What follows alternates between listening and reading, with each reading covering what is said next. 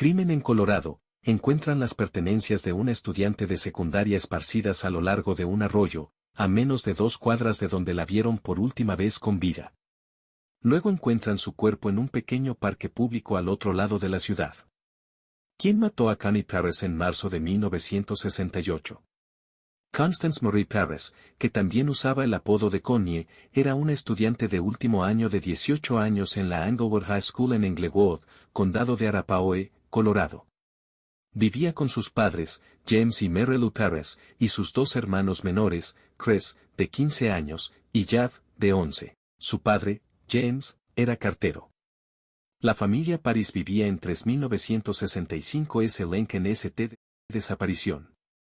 Connie fue vista por última vez por su familia alrededor de las 5:30 de la tarde del martes 26 de marzo de 1968. Cuando salió de casa para trabajar en un trabajo de investigación para la escuela en la biblioteca pública de Denver, su maestra les había dicho a los estudiantes específicamente que fueran allí a escribir sus trabajos, ya que sus recursos eran más abundantes que los de la biblioteca pública de Englewood. Se informó que Connie fue a la biblioteca central de la DPL en W14ª Ave y Broadway. Connie terminó de trabajar y empacó para irse alrededor de las 9 de la noche. Luego tomó el autobús de las 9:30 de la noche a casa, como de costumbre. La vieron bajarse del autobús, operado por Denver Tramway, tanto el conductor como otros 3 pasajeros. Se bajó en su parada habitual en la esquina de East Broadway y East Girard Avenue, a unas 6 cuadras de su casa en 3965 S. Lincoln Street en Englewood. El conductor y los pasajeros le dijeron a la policía que nadie más se bajó en esa parada. La familia de Connie dijo que, aunque a veces caminaba la distancia restante desde la parada del autobús hasta su casa, la mayoría de las veces llamaba a su padre para que la recogiera. Connie no llamó a casa esa noche, y se supone que en cambio comenzó a caminar a casa. La ubicación de la parada de autobús estaba a solo 1.5 cuadras de la sede del Departamento de Policía de Englewood, EPD. Esta es la última vez que Connie fue vista con vida. Sus padres la reportaron como desaparecida la mañana del miércoles, después de no regresar la noche anterior. Fue descrita como una persona estudiosa sin antecedentes de fugas o de causar preocupación a los padres, y, según los informes, no tenía ningún problema de ningún tipo. Connie era una mujer blanca de 18 años con cabello rubio, ojos marrones y tez clara. Medía aproximadamente 5'5" o 5'6" y pesaba 115 libras, y era de complexión delgada. Fue descrita como muy atractiva. Su diente frontal superior izquierdo era falso. Tenía una cicatriz en la rodilla izquierda, así como una en el centro de la frente, en la línea del cabello. Se informó que ambos pulgares eran cortos y rechonchos, y tenía una cicatriz de quemadura en la muñeca izquierda. Nació el 17 de marzo de 1950. Búsqueda. Las búsquedas de Connie comenzaron el mismo día en que fue reportada como desaparecida, el miércoles 27 de marzo de 1968. Ese día, los detectives Ron Fraser y Phil Carpenter, que habían sido asignados al caso, encontraron ropa y un cuaderno escolar esparcidos a lo largo de Little Dry Creek en Englewood. Todos los artículos fueron identificados como de Connie por sus padres. Los artículos recuperados fueron, un suéter de cuello alto blanco, un cardigan azul, pantalones cortos azules, un mocasín marrón de caña alta, un sujetador, un par de calzoncillos y un cuaderno escolar con el nombre de Connie. Los artículos fueron descubiertos a lo largo de Little Dry Creek entre East Lincoln Street y East Broadway, a unas 4 cuadras de su casa y a 2 cuadras de su parada de autobús. La ropa no estaba dañada, y no había manchas de sangre en ninguno de los artículos. Tanto el suéter exterior como el suéter de cuello alto estaban al revés cuando se encontraron, como si se los hubieran quitado. Según un artículo de periódico, parte de la ropa estaba cuidadosamente escondida debajo de las rocas. En este momento, los investigadores de EPD comenzaron a creer que Connie era víctima de un crimen. Los detectives también encontraron un mechón de cabello en las malas hierbas a lo largo de la orilla de Little Dry Creek esa misma mañana. Se encontró junto con la ropa, el cuaderno y el zapato, pero la prensa no informó de su recuperación de inmediato como lo hizo con los otros artículos, ya que era necesario realizar pruebas para confirmar la coincidencia. Para el sábado 31 de marzo de 1968, la Oficina de Investigación de Colorado, CBI, Determinó que el mechón de cabello coincidía con el cabello tomado de dos de los cepillos de pelo de Connie. Se informó que el cabello no fue arrancado de raíz, pero se necesita más investigación y análisis de laboratorio. Los buscadores peinaron extensamente los campos del área de Little Dry Creek y vadearon el arroyo poco profundo. El segundo día de búsqueda, el jueves, 28 de marzo, se encontraron la billetera vacía de Connie, el segundo mocasín y un cepillo para el cabello a unas 150 yardas de los artículos descubiertos anteriormente. La búsqueda de Connie se amplió ese mismo día para incluir ambos lados del río South Platte. Unos 100 buscadores fueron dirigidos por oficiales y bomberos de EPD, peinando campos abiertos a ambos lados del río South Platte desde West Evans Avenue hasta West Bellevue Avenue. EPD también pidió a los propietarios y a los residentes de la zona, especialmente a aquellos que poseían grandes campos cubiertos de maleza, que también registraran sus terrenos.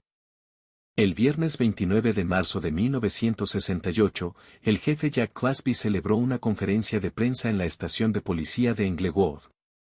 Allí, el padre de Connie, James Parris, pidió ayuda al público.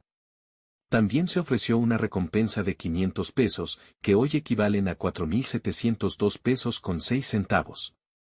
La iniciativa de la recompensa fue de los empleados postales de Englewood en nombre de James Parris, ya que había sido cartero durante 2 años en ese momento.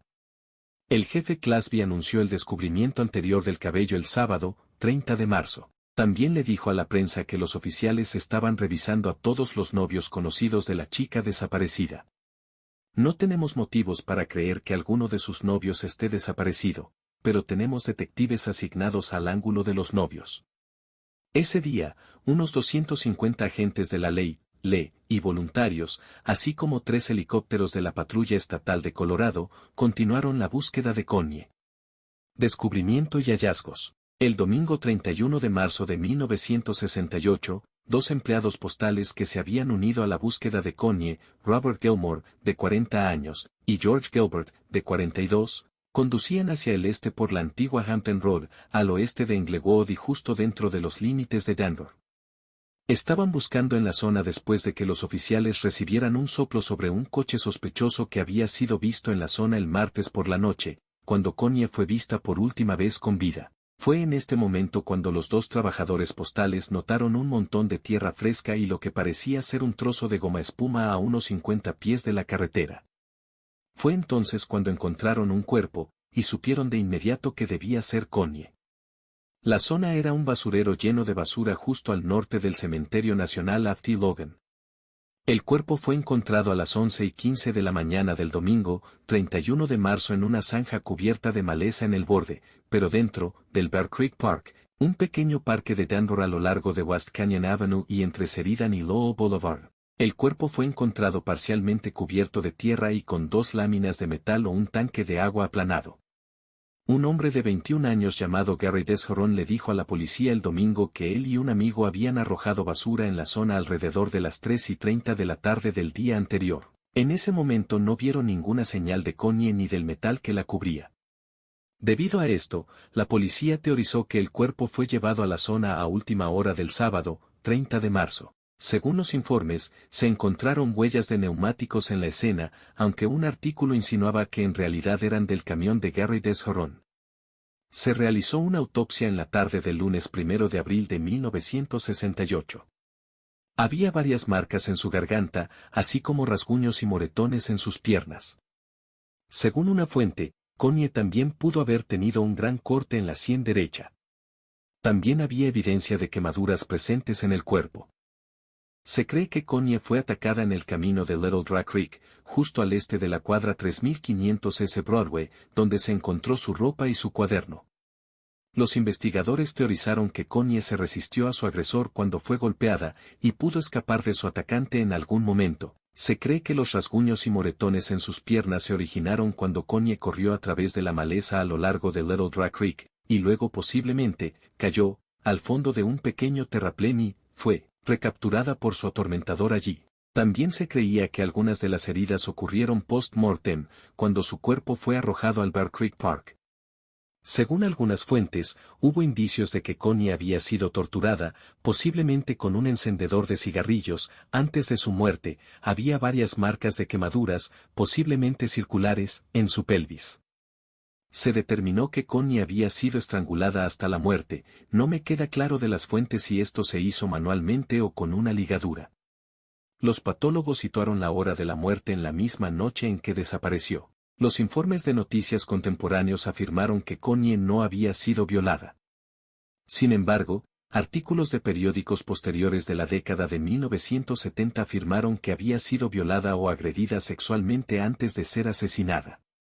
Una fuente moderna de credibilidad discutible afirma que se encontró semen en el abdomen de Connie. Nota, si bien las supuestas quemaduras alrededor del área de la pelvis son posiblemente una forma de agresión sexual, los artículos que afirman que ocurrió parecen referirse a otra cosa, y a menudo la usan indistintamente con el término violación.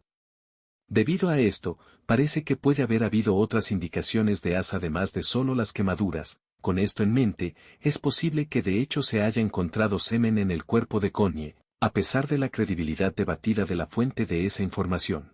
De cualquier manera, todavía he proporcionado un descargo de responsabilidad en esta publicación debido a la naturaleza aparentemente sexual de las quemaduras que Connie pudo haber recibido, además del hecho de que estaba desnuda cuando la encontraron.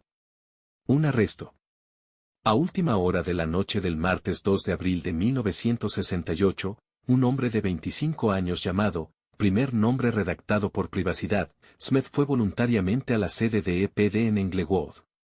El jefe Clasby no reveló la razón de la comparecencia de Smith allí ni si se había obtenido alguna información durante el interrogatorio. Todo lo que puedo decir en este momento es que Smith era conocido por estar en la zona donde Connie Perez fue vista por última vez con vida, dijo Clasby. Muy temprano a la mañana siguiente, el miércoles, 3 de abril, EPD arrestó a Smith como sospechoso del asesinato de Connie. Smith, que vivía en 3450 S. Patton Way en Denver en ese momento, era un patrullero de la Policía de Seguridad de Rocky Mountain, una empresa de investigación privada. Estaba detenido en la cárcel de Englewood. Según el jefe Clasby, Smith fue detenido porque fue situado circunstancialmente en la zona donde la chica fue vista por última vez después de bajarse de un autobús. Es la última persona que sabemos que la vio con vida. Según los informes, también dio historias contradictorias e insatisfactorias a los investigadores con respecto a sus actividades la noche de la muerte de Connie. Smith fue puesto en libertad bajo custodia de EPD el sábado 6 de abril de 1968 después de someterse voluntariamente y aprobar 2 pruebas de polígrafo. También permitió que examinadores expertos usaran amital sódico, también conocido como suero de la verdad, también aprobó esa prueba. Además, como dijo entonces el fiscal de distrito del condado de Arapahoe, Martin P. Miller, Smith y su abogado han sido muy cooperativos. Un año después, Smith presentó una demanda por daños y perjuicios por arresto contra el jefe de policía de Englewood, Jack Clasby, 2 detectives de EPD asignados al caso, incluido Ronald Fraser, uno de los investigadores que descubrió el primer conjunto de pertenencias de Connie, y un detective de Denver, que ayudó a la investigación original. La demanda pedía 47,000 pesos, que hoy equivalen a 422,083 pesos con 95 centavos, por arresto falso, encarcelamiento, humillación y vergüenza, así como por revelar negligentemente detalles y condiciones de su arresto a los medios de comunicación. El primer juicio terminó en un juicio nulo. El segundo, que terminó el 19 de diciembre de 1972, condujo a un veredicto a favor de los oficiales de policía que Smith había demandado. El juez determinó que la policía tenía una causa probable para arrestar a Smith a pesar de que luego fue exonerado. Según un artículo de 2013 de The Denver Post, así como 2 artículos posteriores de 9 News que parecen citar al primero, en 2011 Smith fue completamente exonerado como sospechoso, ya que su ADN no coincidía con las muestras tomadas de la escena. Desarrollos adicionales. Debido a que su padre era veterano de la Segunda Guerra Mundial, habiendo servido en la Marina de los Estados Unidos, Connie fue enterrada en el Cementerio Nacional Fort Logan, que está justo al sur de donde se encontró su cuerpo. Más de 750 dolientes asistieron al funeral, que parece haber tenido lugar el jueves 4 de abril de 1968. El entonces sospechoso Smith todavía estaba bajo custodia policial en ese momento. 7 compañeros de clase de Connie sirvieron como portadores del féretro. Según el jefe Clasby, después de la liberación de Smith el sábado, 6 de abril, la investigación seguía siendo intensiva.